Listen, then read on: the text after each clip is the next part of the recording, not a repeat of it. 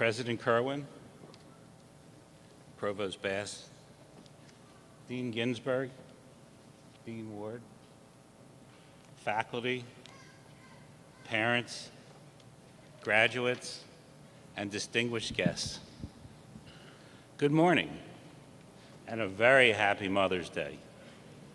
I am honored to be invited back to my alma mater to be with you today.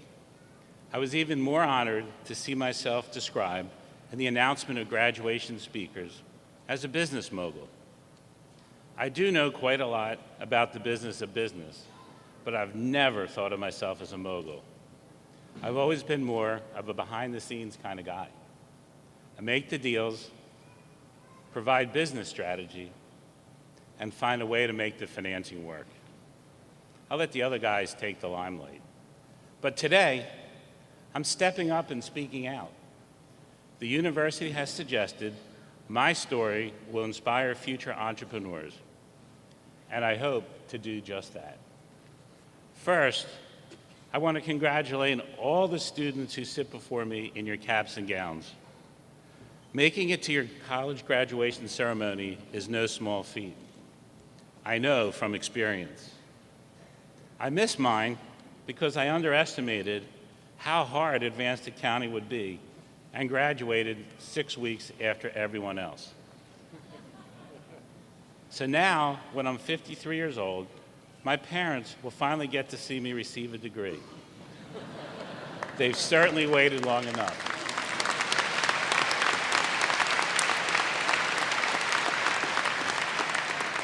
To all the parents in the audience, congratulations on not having to wait so long to see your child graduate. I also share some of your parental pride today. My stepson is among the students about to graduate in the class. Brian, your family is very proud that you've reached this milestone, and I'll try to make you proud, or at least to not embarrass you with my remarks. I do have a confession to make. I'm not your obvious commencement speaker. Right about now, you're probably thinking, who is this guy? Well, you probably know more about my business endeavors than you realize. And this morning, as we celebrate your academic achievements in studying the world of business, I want to share with you my secret, one that has been the foundation of my success, and that is to start with a clean sheet of paper. I'll give you a few examples of how this approach has taken businesses stuck with seemingly insurmountable problems and transformed them into viable and even thriving enterprises. First, how many of you ever heard of J.G. Wentworth? Maybe you've seen the commercials where people yell out the window, "It's my money and I need it now." Or you've seen the guy in the Viking outfit singing, "877 cash now." Even Mr. Wentworth himself has achieved a cult following. In reality, Mr. Wentworth is just a fictitious character my business partner and I created to give some gravitas to what was then a crazy idea for business.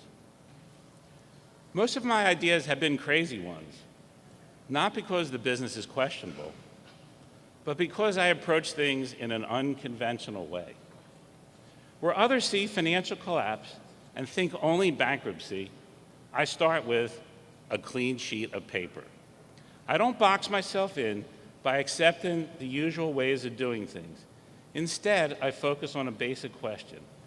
Why doesn't this place work? Then I begin scribbling scenarios for restructuring the foundation of the entity. In 1991, I was approached to see if I could help save a nursing home in Philadelphia. The facility was in bankruptcy, and they had already begun moving out patients. A feasibility study concluded the business could not support $2.5 million of debt. But still, there was hope for some last-minute miracle. What I did was to help them restructure and exit bankruptcy with $5.2 million of debt. Who would ever have dreamed a company need more debt to be viable? The solution came from taking a fresh line of attack with a very complicated set of problems. By breaking them down individually and not viewing them as one tangled mess, we were able to solve each element and save the nursing home. Was it miraculous? Maybe. Was it a miracle? I doubt it. I believe it was a simple faith of a clean sheet approach. The education I received from AU, along with the PhD I earned from the University of Hard Knocks in Dealmaking, led to me pioneering the securitization of structured settlements. This newly created transaction became the genesis of what transformed J.G. Wentworth, founded in 1992 as a healthcare merchant banking firm, into a scalable specialty finance company. In 2005, my partners and I sold a controlling interest in J.G. Wentworth to a private equity firm, and we agreed to join their team. Although the company has been through many changes, today it is still recognized as the driving force that created the structured settlement industry and remains the dominant player. Let me fast forward to 2007 and the creation of my investment company, Red Stripe Plane Group. This was shortly before I left the J.G. Wentworth team. It was formed to capitalize on my business strengths and my passions. Half my brain is analytical. I can analyze any business on a clean sheet of paper and see how it's possible to put together complex transactions. The other half of my brain is creative, which is where my passion for music and art comes from.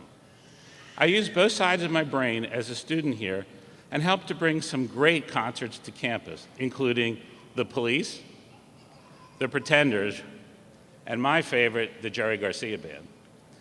This incredible experience I gained at AU was a once-in-a-lifetime opportunity, for which I am forever grateful, no pun intended. My ventures often combine business fundamentals with creativity. I'm always trying to spark the same ingenuity that enabled J.G. Wentworth to morph from a dream into an industry leader. Mostly my partners and I focus on early-stage niche businesses, and we seek passionate entrepreneurs capable of introducing innovation into their industries.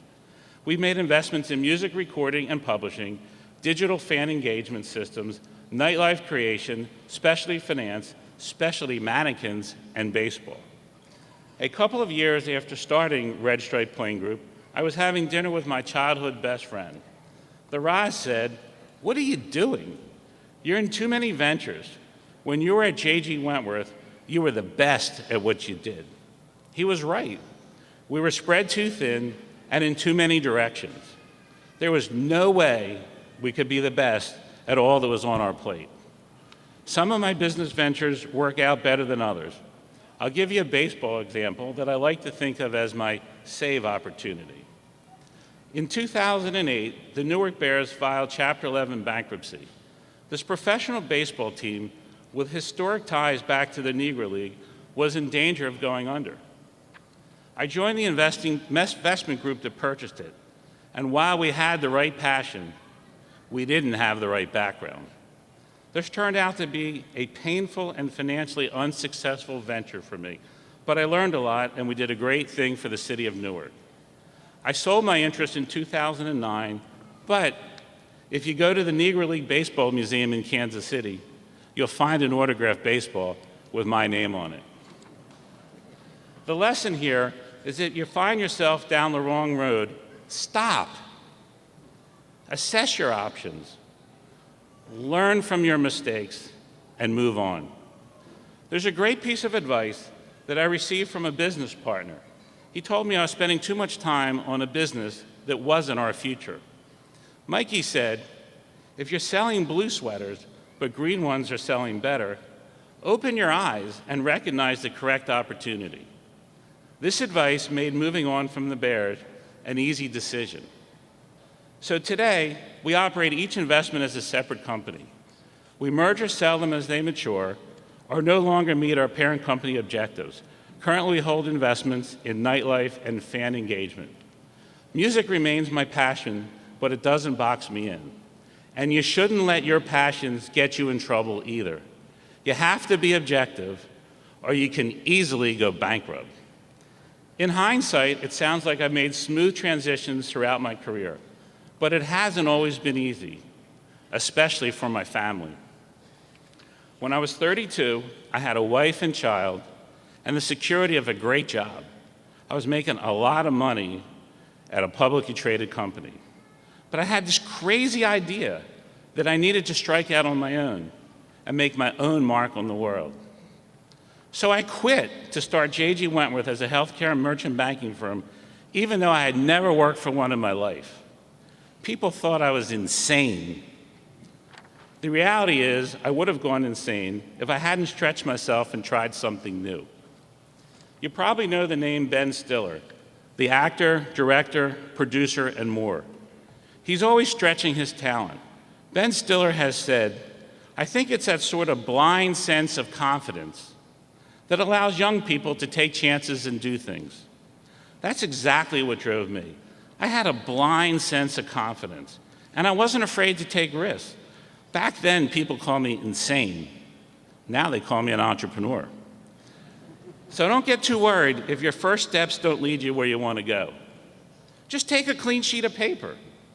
Think about what's not working. Then change lanes, sift through the opportunities in life, and find one that's worth what you put into it, financially, personally, and emotionally. You may not think being an entrepreneur is for you, but in one way or another, you already are one. If not in business, you're an entrepreneur in your own life. Maybe you're an entrepreneur in pursuing a hobby, in creating a welcoming home, in giving back to the community, in becoming involved politically.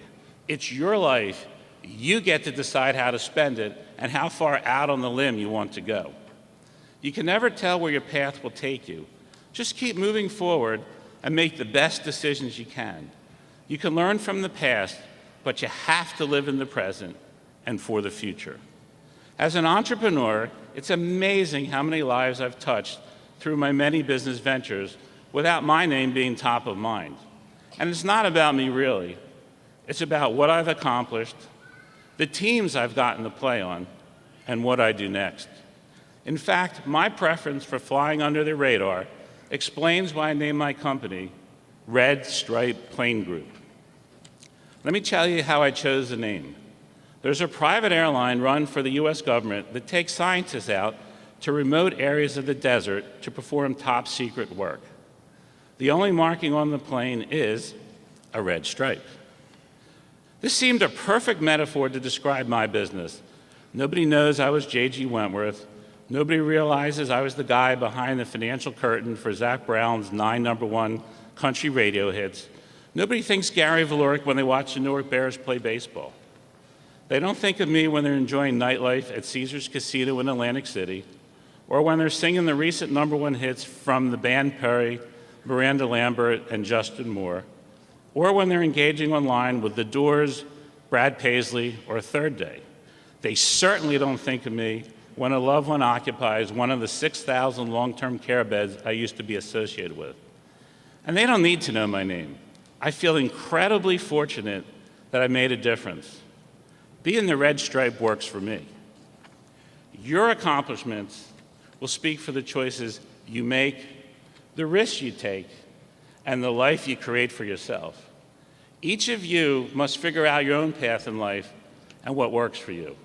In other words, start your life with your own clean sheet of paper, and don't be afraid to stop. If you need to erase something and make changes, congratulations and good luck.